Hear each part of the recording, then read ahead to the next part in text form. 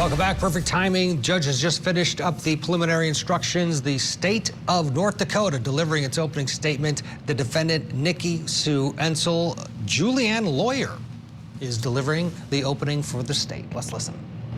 On January 2nd, 2020, law enforcement fire get dispatched to 4900 43rd Avenue Northeast in Burleigh County.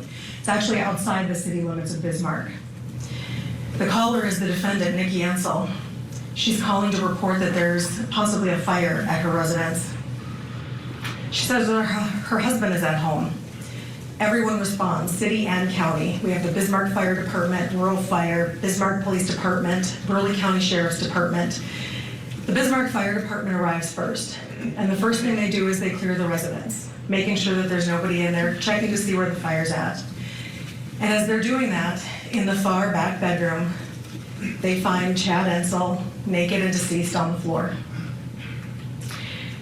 They also see a shotgun on the bed and a propane heater at the foot of the bed.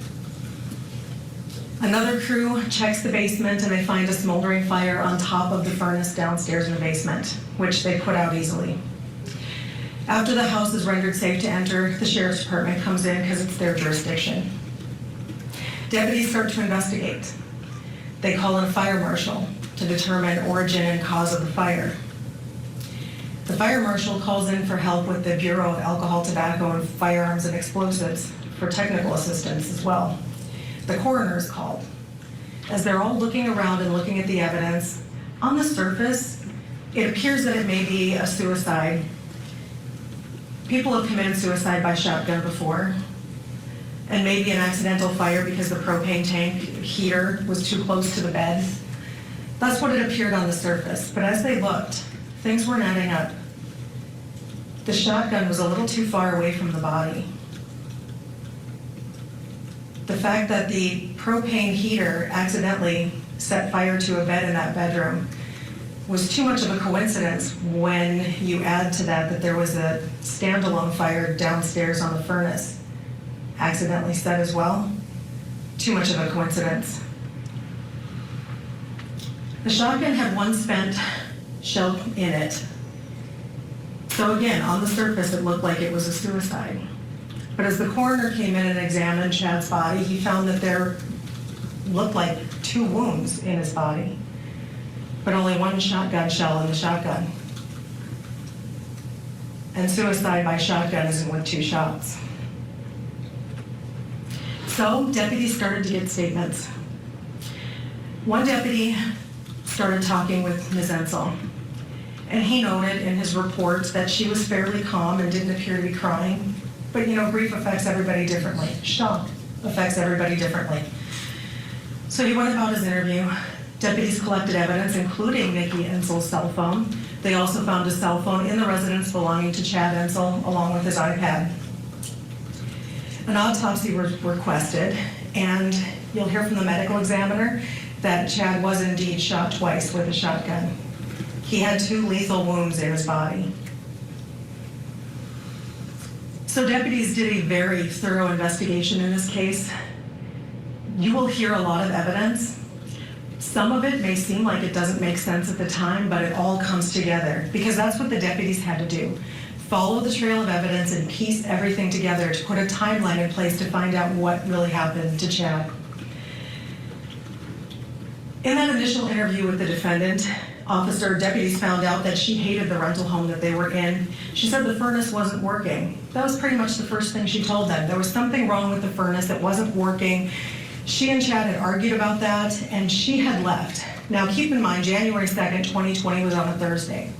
She indicated she'd left the home on the Sunday or Monday before, which would have been December 29th or December 30th of 2019. Because she's got medical conditions, the furnace wasn't working, the house was too cold, she couldn't stay there. So she left. Deputies also found out that her children, she's got 2 children from prior relationships that aren't Chad's, they weren't at the home either. They were spending Christmas break with their grandparents in Aberdeen, South Dakota. But she had left to go to a hotel because the house was too cold for her to stay in. She gave her phone to the deputy, and allowed the deputy to look through her car, or look through her phone, but she asked if she could get another phone from her car so that she could have a phone while this investigation was pending.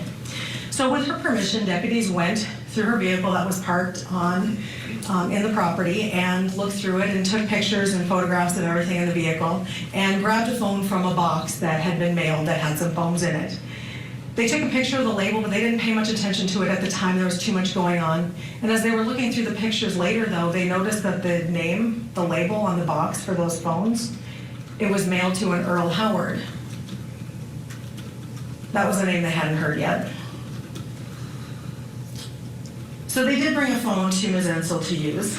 During her interview, she said that Chad abused alcohol to such an extent that he was drinking 2 cases of whiskey a month along with beer on top of that. And that he was always gone, he wasn't doing things with the family, and that he liked to play drinking games. And she described drinking games as where Chad would get intoxicated and then physically abuse her. Deputies, when they were going around the house, noticed that there was a surveillance camera mounted on the house. Ms. Entzel gave them the information as to how to log into that security system so they could check the video and the sensors that were in the house. And when they walked through the house again, they noticed something out of place. Not so out of place that they grabbed it at the time, but they noticed that there was a piece of a Marlboro red cigarette pack on the floor. So, January 3rd, the next day, Friday, January 3rd, the deputies got to work. They started working on the phones. They requested Bureau of Criminal Investigation to come in and assist. Nikki had told them that she was staying at the Stay Bridge, so someone went to the Stay Bridge to take a look at key card logins because they use key cards to get in and out of the rooms. And every time your key card is used, there's an artifact for that. There's a record of that. Stay Bridge has security cameras, so every time you come and go out the entrances, there's a record of that. They went to go get the invoices or the sign-in sheet. When you go to a hotel, you have to register. The registration for the room that Nikki Entzel was staying in was registered to Earl Howard. Despite the fact that she had told deputies that she had moved out of the house because the furnace wasn't working, spur of the moment, and she needed to get someplace warm. So they got security feeds from the camera at the home. And they got the administrative logs and the logins to, access the system. And they found that sometime on December 30th, Nikki and an unknown male had come to the residence at approximately 7 p.m. And they left at approximately 8:30 p.m. And after that, the camera was set to privacy mode.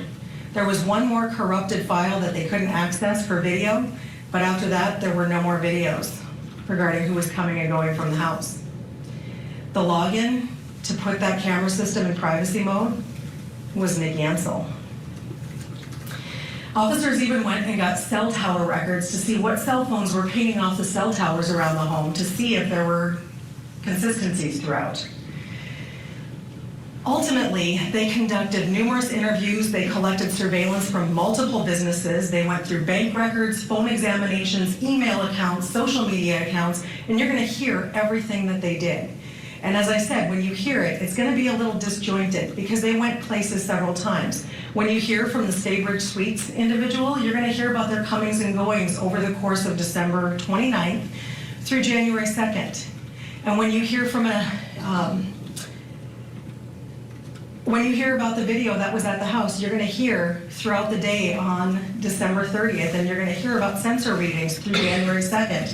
And you will have to do what the deputies did and put all of that together to create the timeline as to who was where and what were they doing.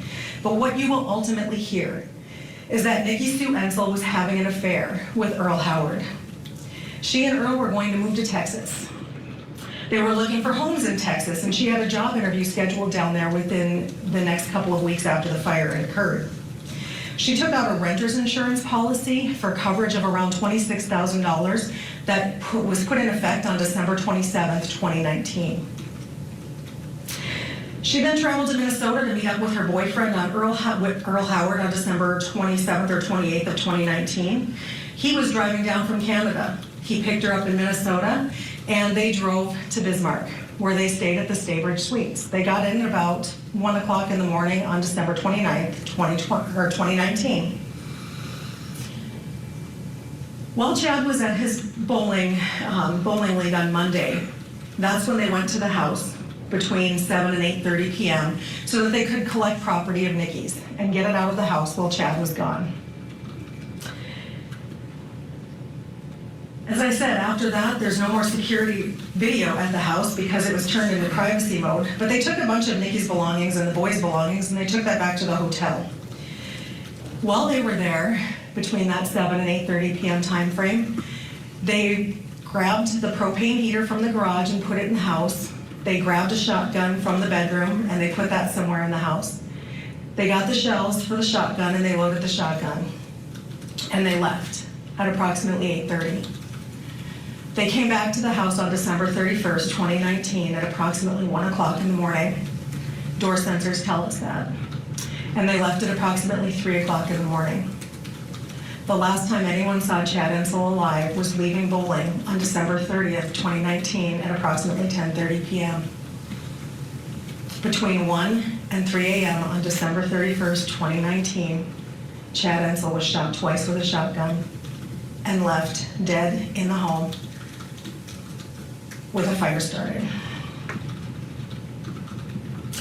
You'll also hear that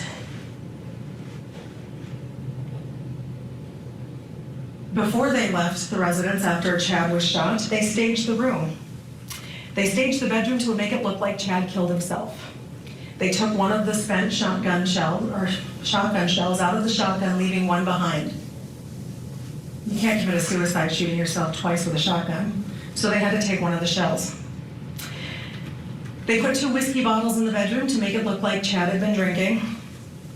And they arranged the propane heater near the bed, pointed at Chad's body, hoping to start that fire. And they left around 3 a.m.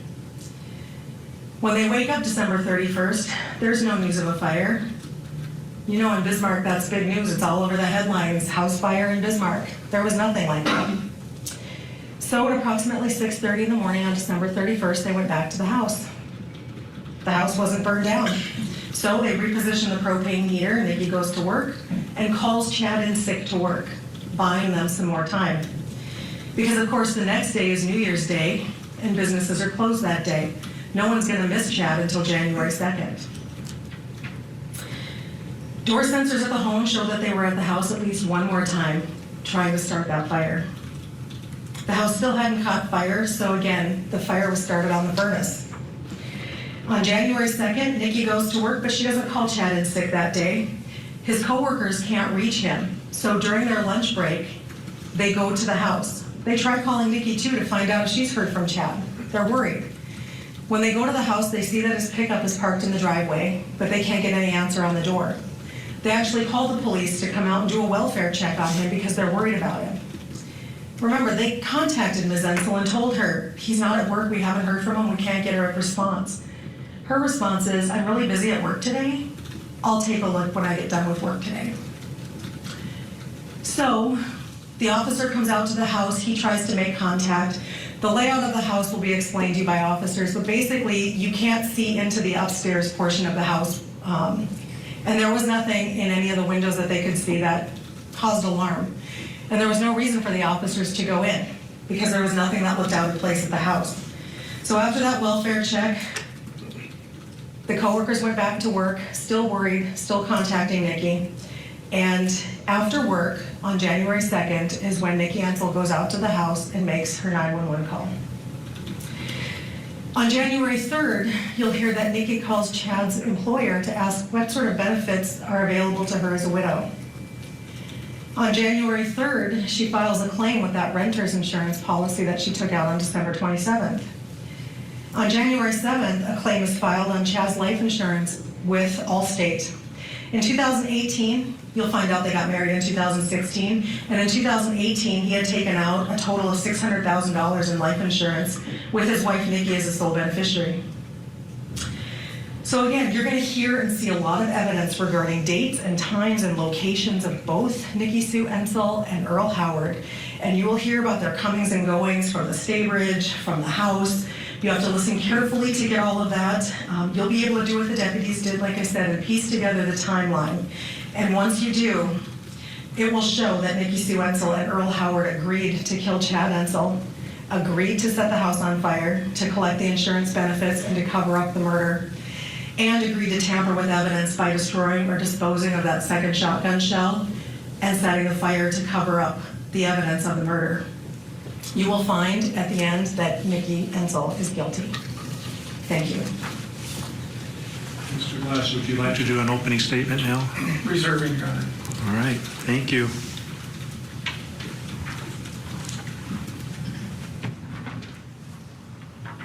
Oh, okay. The defense reserving its option for an opening statement. They will do that at the beginning of their case in chief. Interesting strategic move.